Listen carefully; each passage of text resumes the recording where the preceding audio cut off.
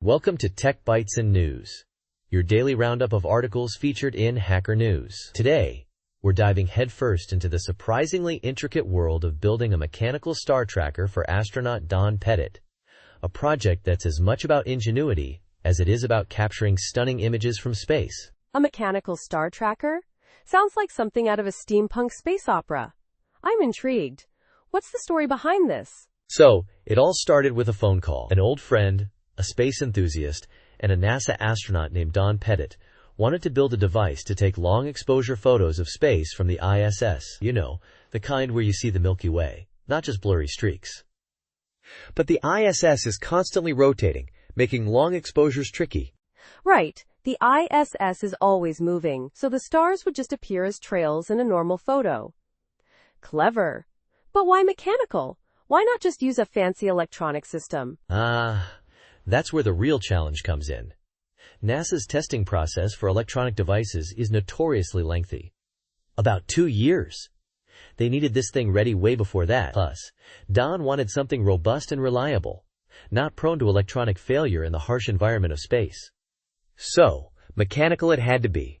Wow, that's a tight deadline.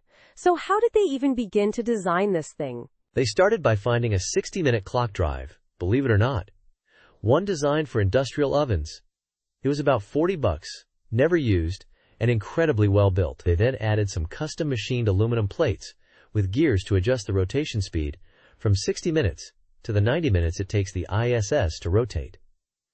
A repurposed industrial oven clock? That's brilliant! And I bet the precision needed for those gears was intense. Did they use any special materials or techniques? They used standard camera equipment mounting points, M4 metric threads, and, cleverly, they avoided Loctite on the screws. Why? Because Don might need to disassemble it in orbit for repairs. Talk about foresight! That's incredibly smart. I love the practicality of it all. So what about testing? How did they know it would work in space? Well, they tested it on Earth as much as they could, but there's only so much you can simulate. The real test was the launch itself. And there was a bit of a hiccup. The rocket had a problem. A missed altitude burn. Everyone held their breath. Oh no! Did the star tracker survive? It did. They managed to get the spacecraft to the ISS, and the tracker arrived safely. Phew! Don Pettit arrived shortly after, and the whole team watched NASA TV with bated breath as he used the device. And did it work? Did Don get his amazing space photos? Absolutely. He's been sharing incredible images, including one with the Milky Way, Starlink satellites as streaks, and even the Earth's atmosphere.